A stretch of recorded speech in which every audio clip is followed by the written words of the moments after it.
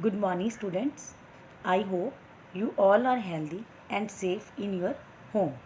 आज हम कक्षा 10th से ग्रामर टॉपिक पदबंध करने जा रहे हैं। इससे पहले हम शब्द और पद की परिभाषा के बारे में जानेंगे। शब्द एक या अधिक अक्षरों से बनी हुई स्वतंत्र सार्थक ध्वनि को हम शब्द कहते हैं, जैसे राम, स्कूल, आत्मा, विद्वान आदि। ये तो हुई शब्द की परिभाषा। अब हम पढ़ेंगे पद किसे कहते हैं। पद की परिभाषा हमने पहले जैसे 9वीं कक्षा में भी की हुई है आपने। पद की परिभाषा क्या होती है? वाक्य में प्रयुक्त शब्द ही पद कहलाते हैं। जैसे राम, स्कूल, आत्मा, विद्वान हमने पढ़ा, ये शब्द थे। अब वैसे इसकी डेफिनेशन क्या हुई पद की? वाक्य में प्रयुक्त शब्द ही पद कहलाते हैं। इस प्रकार प्रचलित भाषा में शब्द को पद कहा जाता है।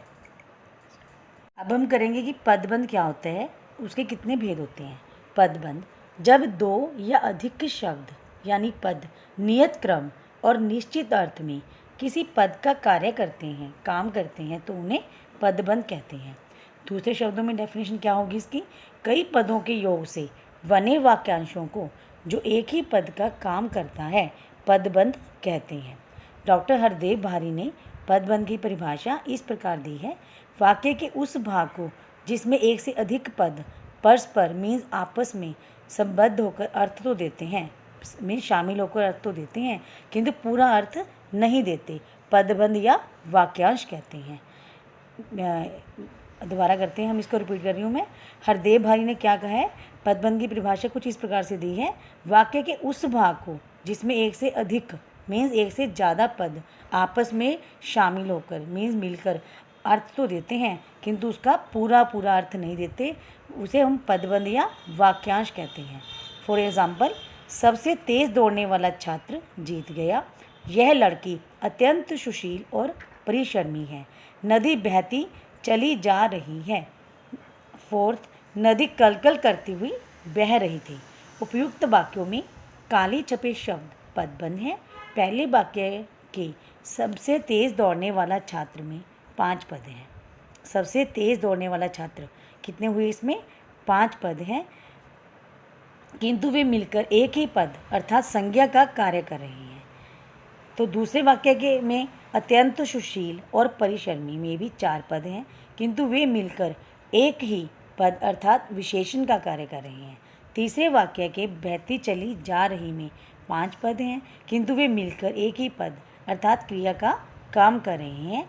चौथे वाक्य की में कल कल करती हुई में 3 पद हैं, किंतु वे मिलकर एक ही पद अर्थात क्रिया विशेषण का काम कर रहे हैं। जैसे कल कल करती में ढंग बताया हुआ ऋतुवाचक क्रिया विशेषण हो गया। बहती चली जा रही में क्रिया का बोध है, तो ये क्रिया पदबंध है। अत्यंत सुशील और परिश्रमी, इसमें हमें विशेषण का ज्ञात हो रहा है, तो ये विशेषण पदबंध हुआ। सबसे तेज़ दौड़ने वाला छात्र, ये क्या? संज्ञा, तो इसमें हमें ये क्या हो? संज्ञा पदबंध। इस प्रकार रचना की दृष्टि से पदबंध में 3 बातें आवश्यक हैं, मीन्स जरूरी हैं। एक तो यह है कि इसमें एक से अधिक पद होते हैं। दूसरे, ये पद इस तरह से संबद्ध होते हैं कि उनमें से एक इकाई बन जाती है। तीसरे, पदबंध किसी वाक्य का अंश होता है। अंश मैंने हिस्सा, ये पदबंध किसी वाक्य का हिस्सा होते हैं। अंग्रेजी में इसे फ्रेज कहते हैं। इसका मुख्य कार्य वाक्य को स्पष्ट, सार्थक और प्रभावकारी बनाना है। शब्द लाघव के लिए मीन्स शॉर्ट में भी के लिए भी इसका प्रयोग किया जाता है। खास तौर पर ये समास, मुहावरों और कहावतों में ही इसका प्रयोग होता है। ये पदबंध पूरे वाक्य नहीं होते, बल्कि वाक्य के टुकड़े हैं, किंतु निश्चित अर्थ और क्रम के परिचायक भी हैं। आइए तो अब हम करेंगे पदबंध के भेद। पदबंध के कितने भेद होते हैं?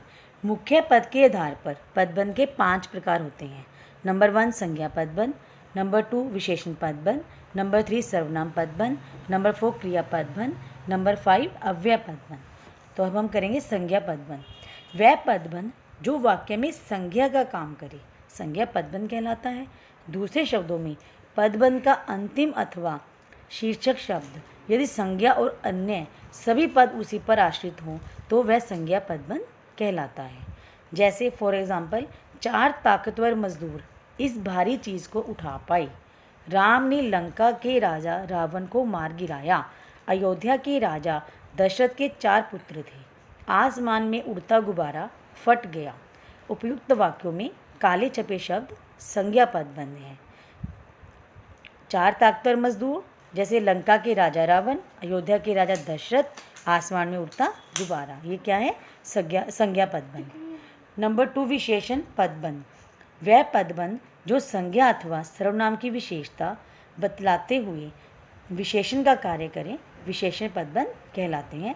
दूसरे शब्दों में हम कहेंगे पदबंध का शेष अर्थात अंतिम शब्द यदि विशेषण है और अन्य सभी पद उसी पर आश्रित हों तो वह विशेषण पदबंध कहलाता है।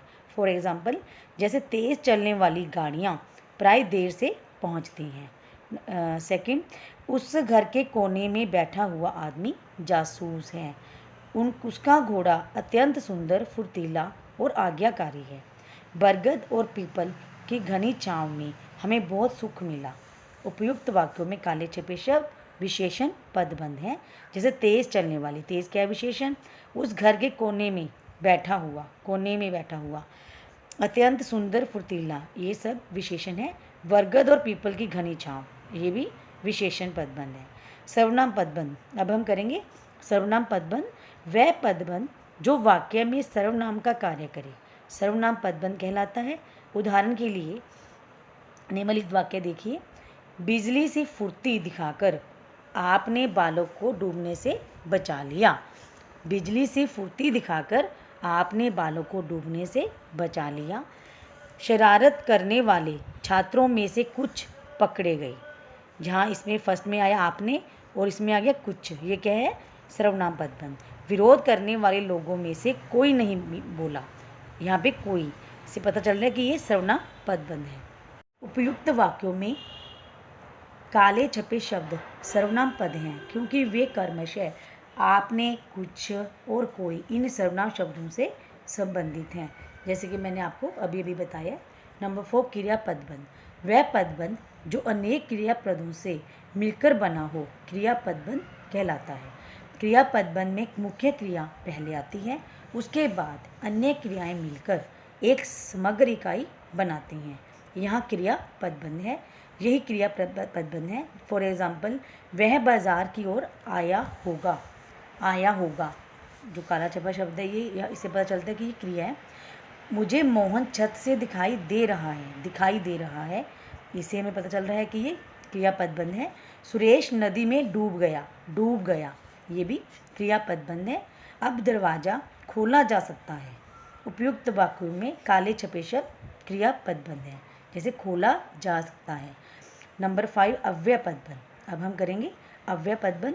वह पदबंध जो वाक्य में अव्यय का कार्य करे अव्यय पदबंध कहलाता है। इस पदबंध का अंतिम शब्द अव्यय होता है। उदाहरण के लिए निम्नलिखित वाक्य देखिए। अपने सामान के साथ वह चला गया, के साथ। सुबह से शाम तक वह बैठा रहा।